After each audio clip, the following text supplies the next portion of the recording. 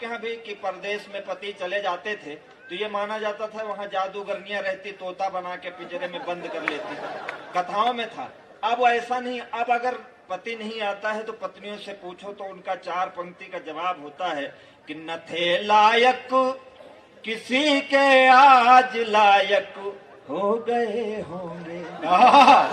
पूछो कहाँ गए तुम्हारे पति, तो ये जवाब होता है न थे लायक किसी के, आज लायक हो गए होंगे। न थे लायक किसी के, आज लायक हो गए होंगे।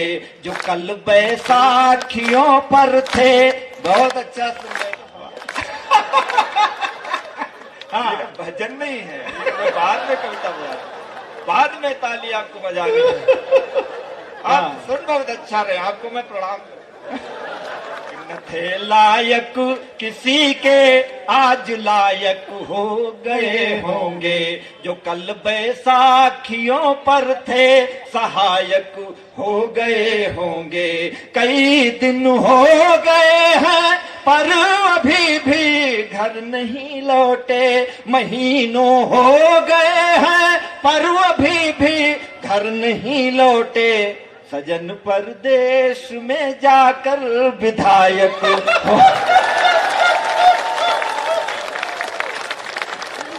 बहुत बढ़िया, आप बहुत अच्छे हैं। अभी संसद में पिछले दिनों एक घटना घटी।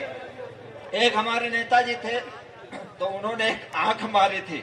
क्या चर्चा उसकी हुई थी, बहुत आनंददायक थी। वो 4 पंक्ति और सुनिएगा कि गली में मुंह छुपा कर आज अपने घर गए होंगे।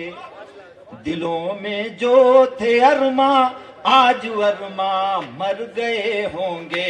गली में मुंह छुपा कर आज अपने घर गए होंगे। यहाँ खादी पहन कर आंख मारी तुमने संसद में। आपकी तालियां अच्छी मिलेगी। मैं हंसते हंसते बड़ी बात कहता हूँ। यहाँ खादी पहन कर आंख मारी तुमने संसद में। वहाँ पर स्वर्ग में पुरखे हमारे तर गए होंगे। हर चीज की एक मर्यादा होती है। कवि सम्मेलन सुनने की एक मर्यादा है, पुलिस की वर्दी है उसकी मर्यादा है, खादी की एक अपनी मर्यादा है। और उस मर्यादा से हट के काम होता है तो अच्छा नहीं लगता। खैर ये सब बातें इधर उधर की हैं। मैं तुमको कविता सुनाता हूँ। हमारी एक पत्नी है। नहीं, एक ही आपकी भी है। तो अब भविष्य किसने देखा? हमने अपना भविष्य नहीं देखा। आपने अपना देखा हो, आपकी एक रहे। जब यहाँ 80 साल में लोग सांस्कृतिक कार्यक्रम कर रहे हैं तो 80 साल 85 साल में लोग मांगलिक कार्यक्रम कर लेते, तो भविष्य किसने देखा? तो हमारा पहली बार जब विवाह हुआ, हेलो, अभी पहली बार नहीं तो क्या आपका 7वीं बार हुआ क्या? पहली बार हुआ विवाह। तो हमारी पत्नी बोली हमसे कि आप सुना कवि हो? तो हमने कहा हाँ, लिखते हैं थोड़ा बहुत। तो बोली कि जो है कुछ कविता लिख के सुनाइए। तो डॉक्टर साहब आप स्वागत। तो उसने कहा कि कुछ कविता सुनाइए। तो हमने कहा कि वो पहले के क्या कवि थे, कालिदास थे, वाल्मीकि जी थे, गोस्वामी तुलसीदास जी थे। उनकी नायिका गागर लेके पनघट पे किनारे किनारे चलती थी। तो वो देखते थे तो उनको बालों में बादल दिखता था, गालों में गुलाब दिखता था, होंठ पे कमल दिखता था, चाल में हिरनी दिखती थी। अब ये डैमेज जीन्स के जमाने में ये फीलिंग नहीं आती।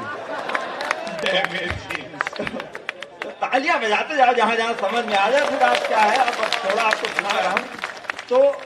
तो जो कवि को दिखता है कवि वही लिखता है। तो हमने उसको लिखा, 4 पंक्ति आपको सुनाता हूं कि चुनरी ध्वजा सी लहरा रही है अंबर में, नयनों में तीर या कटार लेके आई हो। चुनरी ध्वजा सी लहरा रही है अंबर में, नयनों में तीर या कटार लेके आई हो। भौं है कमान और कमान पे चढ़ा है बान, अधरों पे लोहित अंगार लेके आई हो। कामदेव को आप जानते होंगे, आप लोग यहाँ के थे। कामदेव जो है गंधर्वों की सेना में काम रहते थे, गंधर्वों के सेनापति थे। शिव जी को उन्होंने प्रताड़ित किया था, उन्होंने भस्म कर दिया था, आपको पता होगा। और ज्यादा नहीं जानते तो इतना जान लो कि कामदेव बाबा रामदेव के दुश्मन है। बस तालियां बजा मतलब नहीं, कामदेव कहते हैं भोग करो, रामदेव कहते हैं योग करो, तो दोनों विरोधाभासी है। चुनरी ध्वजासी, दोनों का चूरन आता है। चुनरी ध्वजासी अच्छा लग रहा है आपको? तालियां और बजा दीजिए। चुनरी ध्वजासी, हम तो बहुत अच्छा सुनाने वाले हैं। चुनरी ध्वजासी लहरा रही है अंबर में, नयनों में तीर या कटार लेके आई हो। भौं है कमान और कमान पे चढ़ा है बाण, अधरों पे लोहित अंगार लेके आई हो।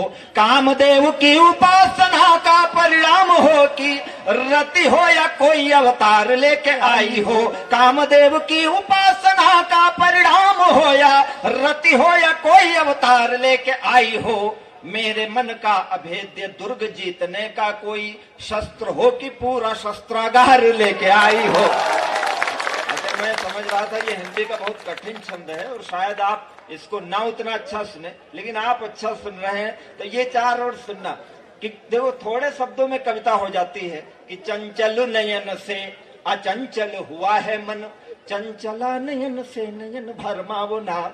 चंचल नयन से अचंचल हुआ है मन, चंचला नयन से नयन भरमावो ना। मन है अधीर हुआ घायल शरीर, मार नयनों के तीर इसे और तरसावो ना। आओ तो चली ही आओ, जाओ तो चली ही जाओ। बहुत सहज है, सरल कविता। आपकी तालियां उठे। कविता की कलाकारी को सुनना कि आओ, पहले इस्तेमाल करो। आओ तो चली ही आओ, जाओ तो चली ही जाओ, जाकर नहाओ या तो आकर के जाओ ना। आओ तो चली ही आओ, जाओ तो चली ही जाओ, जाकर नहाओ या तो आकर के जाओ ना। आग लेके आओ या तो पानी लेके आओ, आग पानी दोनों लेके आग पानी में लगाओ ना।